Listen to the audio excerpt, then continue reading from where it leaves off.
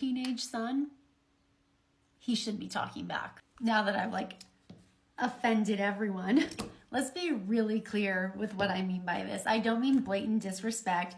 I don't mean name calling. I don't mean flat out rudeness or poor language.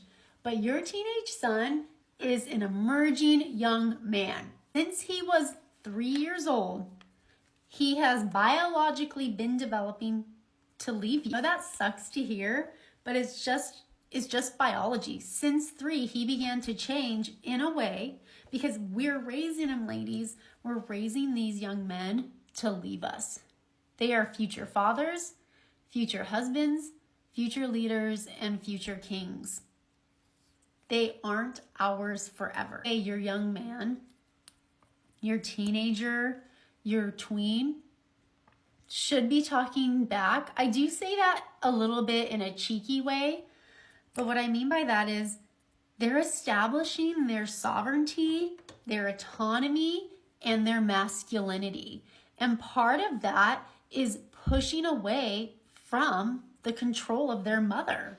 And at some point as women, we decide what that's supposed to look like.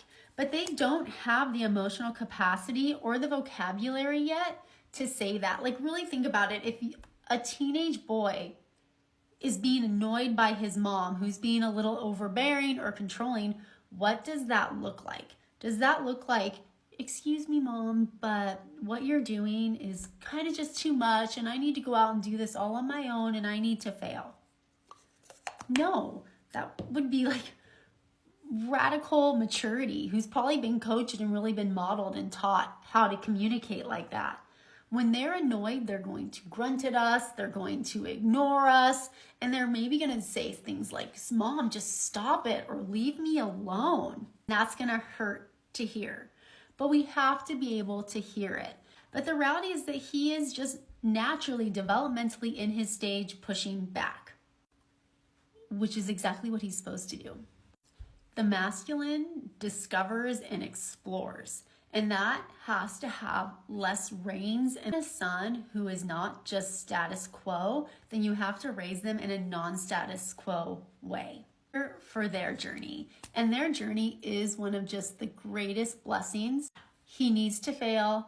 He needs to have things not go his way. He needs to see what happens, what the consequences are naturally of his own behavior. The motherhood initiation is literally a posture of leaning back. Enough to unlearn what society has taught us about motherhood and that our sons are not little girls. He's just not responsible for your fears, your emotional spilling, or your venting. While our daughters reflect back at us what we are, our sons match our energy. So if we are a controlling, overbearing mother, we will have a perceived lazy, passive son.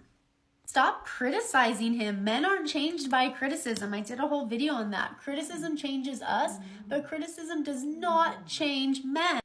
You let him have his territory. Don't be going into that bedroom of his and raging all over him and throwing things and demanding that it looks a certain way or it has to be a certain way. It's his environment. It's his space. Accept his ideas. Let him know how you feel about his ideas, but don't castrate his ideas. He was just never ours. We were here for a piece of the journey, and obviously a really important piece. But him and his journey and his purpose, that belongs to God.